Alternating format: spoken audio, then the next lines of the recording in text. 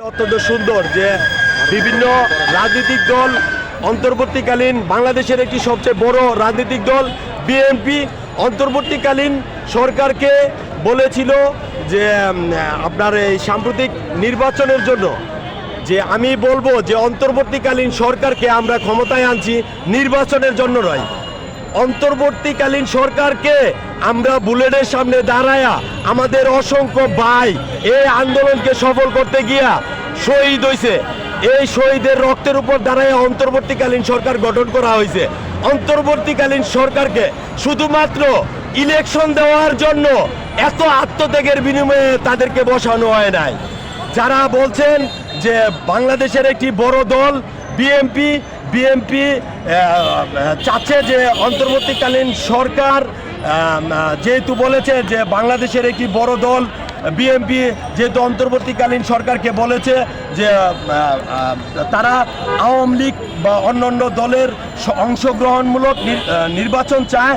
আমি বলবো নির্বাচন তো অনেক পরে, নির্বাচন চায় কারা? যারা বাংলাদেশের শিক্ষা ব্যবস্থাকে ধ্বংস করেছে, শিক্ষা ব্যবস্থা থেকে টাকা ইনকাম করতে চায় তারা নির্বাচন চায়। যারা বাংলাদেশের চাঁদাবাজির ব্যবসাকে নতুন করে ধরতে চায় তারা নির্বাচন চায়। অন্যথায় আপনারা দেখেছেন খুনি হাসিনা সরকার ক্ষমতা থাকাকালীন অবস্থায় বাংলাদেশের প্রতিটি মানুষের গণতান্ত্রিক অধিকার কেড়ে নেওয়া হয়েছিল। যেহেতু এই অন্তর্বর্তীকালীন সরকার একটা বিপ্লবের সরকার, এই অন্তর্বর্তীকালীন সরকার আমাদের ছাত্রদের আত্মত্যাগের নির্বাচন যখন অনুষ্ঠিত হোক, সেটা আজ হোক এক বছর পরে হোক, সেই ইস্যুতে আওয়ামী লীগের অংশগ্রহণ নিয়ে আপনারা কি বলবেন?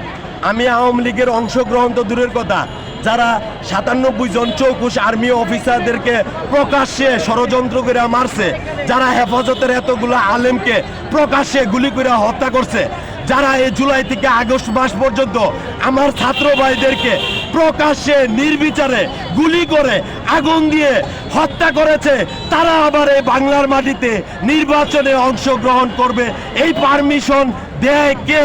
তারা নির্বাচনের জন্য চাঁদার টেকার জন্য নির্বাচন দেওয়ার জন্য উন্মাদ হয়ে গিয়েছে। অথচ তারা ভুলে গিয়েছে যে এই খুনি হাসিনা সরকার ক্ষমতা থাকাকালীন অবস্থায় আর্মি অফিসারদেরকে কিভাবে মেরে, কিভাবে ডেইনে বইরা গুম করার চেষ্টা করেছে। আপনারা দেখেছেন খুনি হাসিনা সরকার ক্ষমতা থাকাকালীন অবস্থায় বাংলাদেশের প্রতিটি আলেমদেরকে জিম্মি করে রাখা হয়েছিল এবং শাপলা চত্বরে আলেমদেরকে অত্যন্ত সুপরিকল্পিতভাবে আইন শৃঙ্খলা বাহিনীকে সঙ্গে নিয়ে আর হেফাজতের আলেমদেরকে প্রকাশ্যে গুলি করে হত্যা করে মেরেছে। আপনারা দেখেছেন যে এই খুনি হাসিনা সরকার ক্ষমতা থাকাকালীন অবস্থায় বাংলাদেশের মানুষের ভোটার অধিকার কেড়ে নেওয়া হয়েছিল। অথচ ঠিক বিকল্প আরেকটাই বাহিনী আমরা যখন 5 তারিখে খুনি হাসিনাকে দেশ থেকে পালাতে বাধ্য করেছি, 6 তারিখে ঠিক খুনি হাসিনার রূপে যারা এতদিন বাংলাদেশে বসবাস করছিল তারা 6 তারিখে সমগ্র বাংলাদেশের হাট ঘাট, rickshaw stand, CNG stand, bus stand, সমগ্র বাংলাদেশের সবজি বাজার, সমগ্র বাংলাদেশের আলু বাজার, কাঁচামরিচের বাজার, টমেটোর বাজার দখল করে ফেলাইছিল। এই তারাই নির্বাচনের জন্য উন্মাদ হয়ে গিয়েছে। তারা আবার নতুন করে দখল করে তারা আবার বাংলাদেশের মানুষের কাছ থেকে চাঁদা নিয়ে তারা আবার নতুন করে টাকা পয়সা ইনকাম করে খুনি হাসিনার সঙ্গী হিসেবে পরিচিতি লাভ করতে চায়। তাই তারা অন্তর্বর্তীকালীন আগামী সংবিধান যদি সংস্করণ না হয় সেক্ষেত্রে তাদের নির্বাচনে কোনো বাধা আছে? সংবিধান সংস্কার অবশ্যই প্রয়োজন, হয় না, হইব না, অবশ্যই করতে হবে।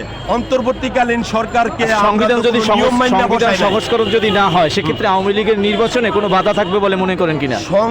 সংবিধান যদি সংস্কার না হয় আওয়ামী লীগের নির্বাচনে বাধা তো থাকবো না। কারণ কি, সংবিধানও যদি থাকে তাহলে সংবিধান না মানলে তো আর সেটা বাংলাদেশের জনগণের হলো। সংবিধান তো করাই হয় জনগণের মানার জন্য।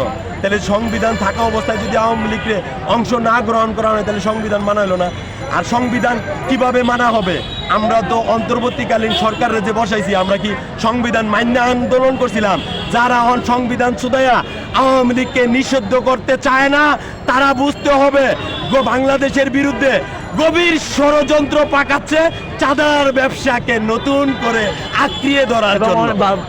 বাংলাদেশ একটা বড় দল তো বলছে যে জাতীয় পার্লামেন্ট নির্বাচনে তাদের অংশগ্রহণের মাধ্যমে জনভোটের মাধ্যমে তাদের পরাজয় করলে সেটাই উত্তম বলে তারা মনে করে। সেক্ষেত্রে আপনাদের প্রতিক্রিয়া কি? আপনি অত্যন্ত খুব সুন্দর প্রশ্ন করছেন যে বাংলাদেশের একটি বড় দল অন্তর্বর্তীকালীন সরকারের কাছে বিরোধী দল বা পতন হওয়া দল অথবা গণহত্যাকারী দল হিসেবে পরিচিত বাংলাদেশ আওয়ামী লীগ, এই আওয়ামী লীগকে তারা ক্ষমতায় মানে নির্বাচনের মাধ্যমে ক্ষমতায় থাকতে বলতেছে। তাদের ভিতরে আসলে কোনো জ্ঞানকাণ্ড নাই, কেননা এই খুনি হাসিনা সরকার ক্ষমতা থাকাকালীন অবস্থায় তারা ভুলে গেছে গা। কারণ কি, তারা তো দিনে করছে বড় দল, রাইতে ঠিকই আওয়ামী লীগের বিভিন্ন নেতাকর্মীদের সাথে একসাথে মাল খাইছে একসাথে। আপনারা দেখেছেন বিগত খুনি হাসিনা সরকার ক্ষমতা থাকাকালীন অবস্থায় তাদের বড় বড় নেতারা যখন কোনো আন্দোলন সংগ্রাম ডাক দিছে, তারা এই 16 বছর তারা সক্রিয়ভাবে মাঠে অংশগ্রহণ করে নাই, যার ফলে এই খুনি হাসিনা সরকার এই 16 বছর বাংলাদেশের জনগণের উপর অত্যাচার নির্যাতন নিপীড়ন করে যাইতে পারছে। তাই এই বাংলাদেশের জনগণ এই বড় দলকে আমার মনে হয় খুব সহজে অ্যাকসেপ্ট করবে না। জি জি, শেখ হাসিনা পালিয়ে যাওয়ার পর আপনারা দেখেছেন ভারতীয় বিভিন্ন ষড়যন্ত্রের মাধ্যমে এক এক সময় বাংলাদেশে এক এক লীগ তৈরি করছেন। তার মধ্যে প্রথমেই শুরু করছিল, আপনারা দেখেছেন, আনসার লীগ, তারপর শুরু করছিল তারা বয়স লীগ, তারপর তারা শুরু করছিল রিক্সা লীগ, এরপরে শুরু করছে তারা ইসকন লীগ। এই ইসকন লীগ বাংলাদেশে পুরাটাই সম্পূর্ণ ভারতীয় রয়ের এজেন্ডা দ্বারা পরিচালিত। এই ইসকন লীগ বাংলাদেশের, আপনারা দেখেছেন বাংলাদেশের হিন্দুরা আমাদের ভাই ভাই, আমরা বন্ধু সুলভ তাদের সাথে আচরণ করি। আমাদের অসংখ্য, বিশেষ করে আমার অসংখ্য হিন্দু বন্ধু রয়েছে, আমরা অত্যন্ত বিচক্ষণের সহিত তাদের সাথে চলাফেরা করি। কিন্তু ভারতীয় শেখ হাসিনার পক্ষ নিয়ে ভারতীয় সরকার, বিজেপি সরকার, নরেন্দ্র মোদীর গোয়েন্দা সংস্কার ষড়যন্ত্রের মাধ্যমে এই ইসকন লীগকে সম্পূর্ণ পরিচালিত করছে। আমি সনাতনী ভাইদেরকেও বলবো, ইসকন লীগ কোনো ধর্মীয় গোষ্ঠী নয়, ইসকন লীগ একটি সংগঠন। তারা বাংলাদেশকে নতুন করে একটা ষড়যন্ত্রের দিকে ধাবিত করার জন্য একত্রিত হয়েছিল। সেই ষড়যন্ত্র আমাদের অন্তর্বর্তীকালীন সরকার খুব দ্রুত, বা আমাদের গোয়েন্দা সংস্থা খুব দ্রুত টের পেয়ে গেছে, যার ফলশ্রুতিতে এই ইসকন লীগের প্রধান তাকে গ্রেপ্তার করা হয়েছে। আমি একজন আন্দোলনে আহত ব্যক্তি হিসেবে এই অন্তর্বর্তীকালীন সরকারকে বলবো, ভারতের কথায় আপনারা, ভারতের কথায় পরিচিত হয়ে এই ইসকন লীগের প্রধানকে আপনারা দয়া করে ছাড়বেন না। সেক্ষেত্রে ইসকন নামক সংগঠন থাকুক বলে আপনি মনে করেন কিনা? একেবারেই থাকুক না, এটা একেবারেই নির্মূল করা হোক, যেন ভবিষ্যতে ভারতীয় এরকম ইসকন লীগ, আনসার লীগ, রিক্সা লীগ নামে নতুন কোনো লীগ তৈরি না করে বাংলাদেশে একটা অস্থিতিশীল পরিস্থিতি তৈরি না করতে পারে, সেই ব্যাপারে অন্তর্বর্তীকালীন সরকারকে কঠোর অবস্থান গ্রহণ করতে হবে। তাকে কেন্দ্র করে একজনকে